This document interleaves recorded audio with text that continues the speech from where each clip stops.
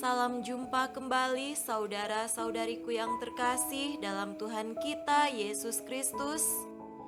Salam sejahtera untuk kita semua. Berkat Allah yang Maha Kuasa senantiasa menyertai kita. Hari Selasa tanggal 31 Mei tahun 2022 adalah Pesta Santa Perawan Maria mengunjungi Elisabet. Ketika malaikat Gabriel memberitakan kabar gembira kepada Maria, ia juga menyampaikan kepada Maria kabar perkandungan Elisabet saudarinya.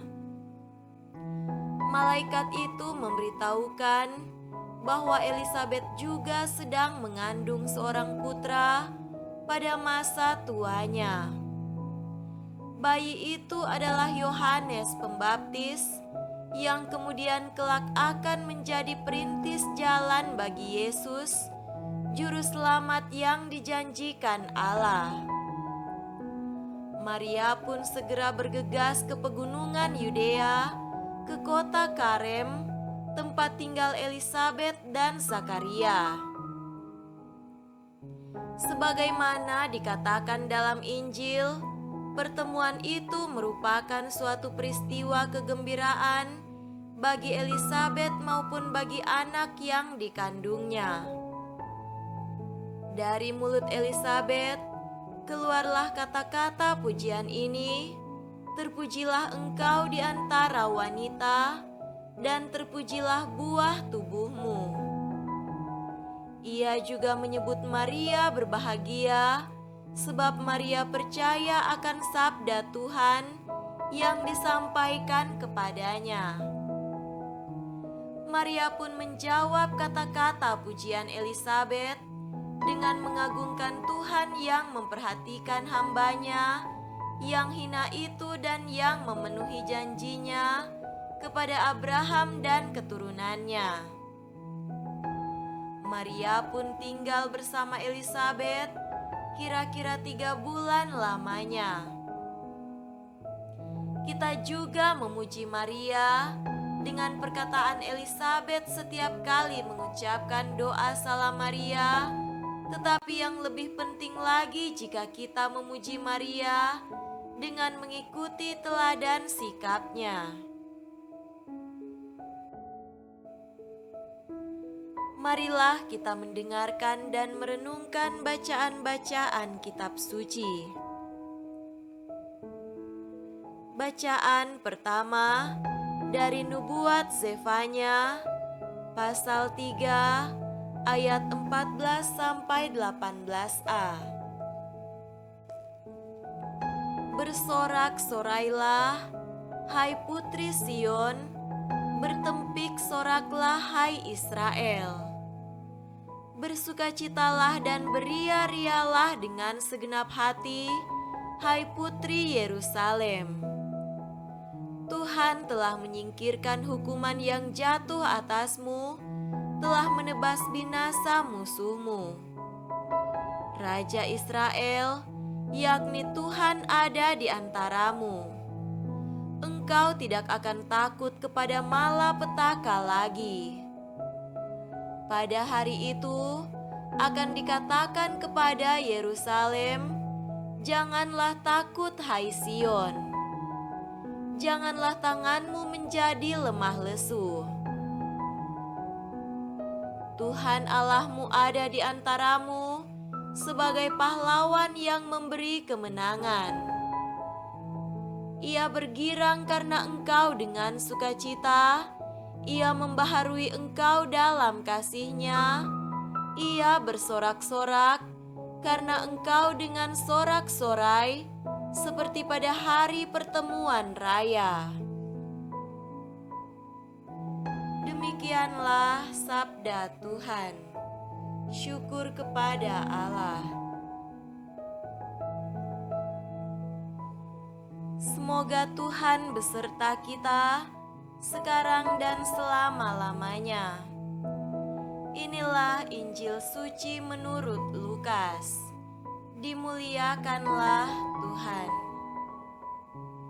Injil Lukas pasal 1 ayat 39 sampai 56.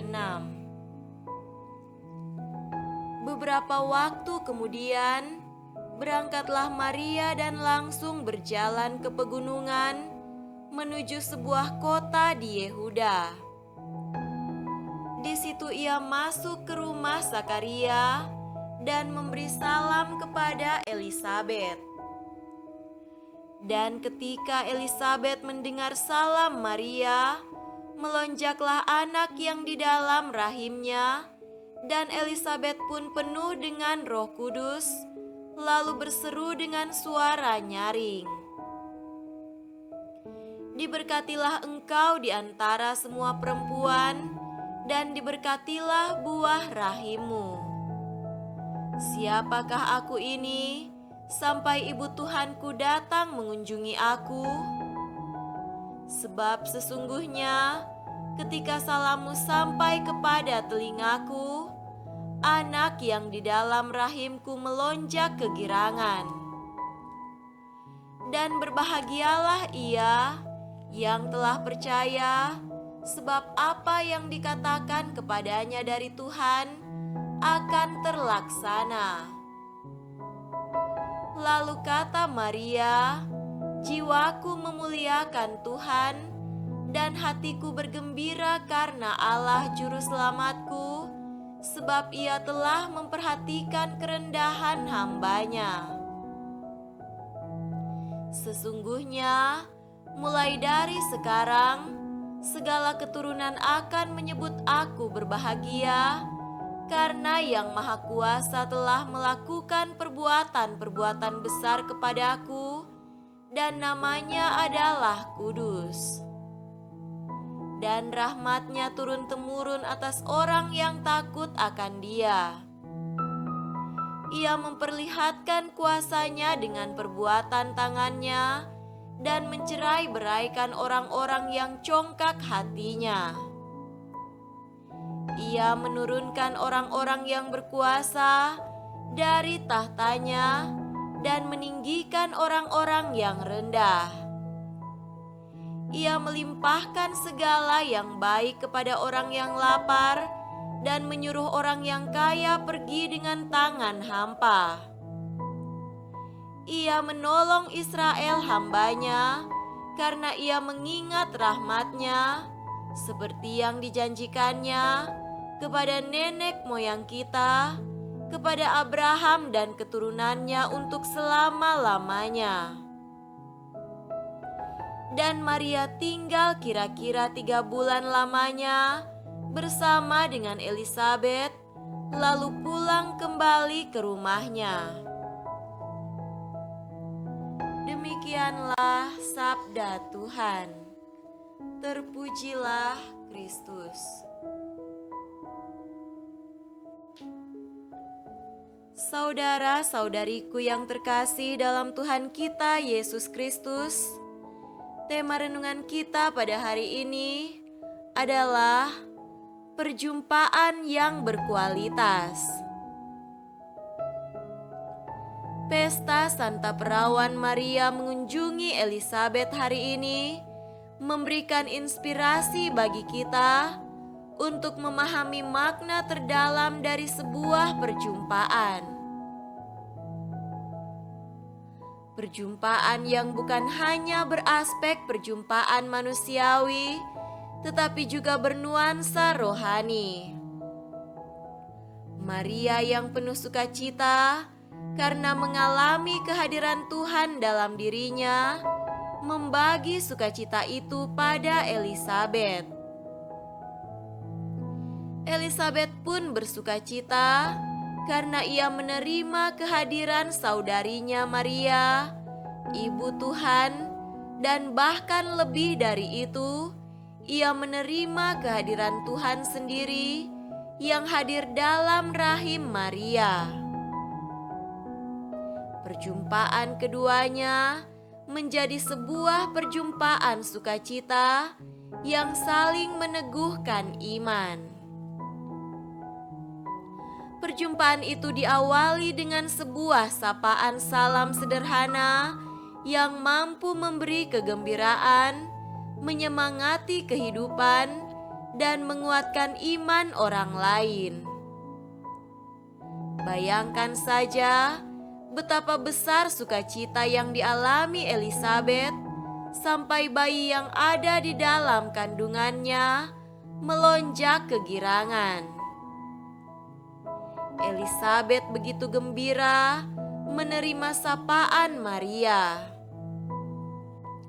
Demikian pun Maria bersyukur atas perjumpaan yang diinginkannya itu dengan kidung syukur yang disebut Magnificat. Perjumpaan dan sapaan Maria kepada Elisabet dapat diartikan sebagai kunjungan dan sapaan Yesus kepada umatnya, dan itu terjadi oleh karena Maria yang membawa Yesus di dalam dirinya. Saudara-saudariku terkasih, Maria memberi teladan kepada kita mengenai sebuah perjumpaan persaudaraan yang harus dilakukan agar menjadi berkualitas. Jiwa yang bersemangat dan gembira karena rahmat Tuhan dalam diri kita hendaklah menjadi spirit juga dalam hidup sosial, dalam menyapa, berbela rasa, dan peduli kepada sesama. Situasi pandemi memang membuat perjumpaan fisik menjadi semakin terbatas.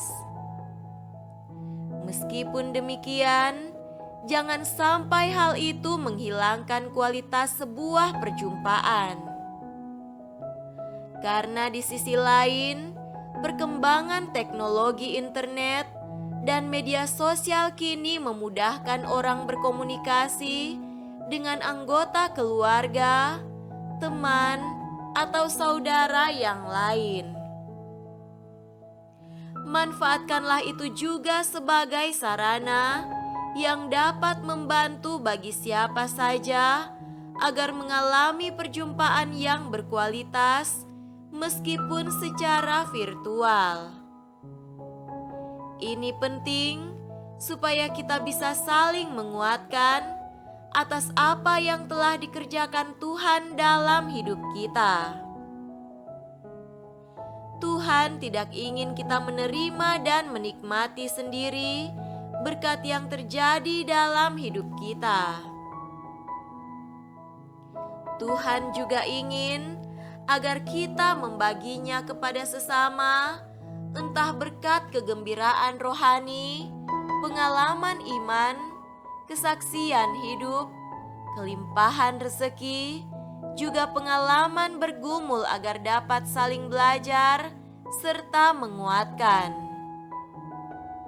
Tuhan ingin kita makin kuat dalam apa yang kita alami bersama kehadiran orang lain di sekitar kita. Jadikanlah setiap perjumpaan fisik atau virtual kita menjadi berkualitas yang meneguhkan iman kita. Semoga demikian. Amin.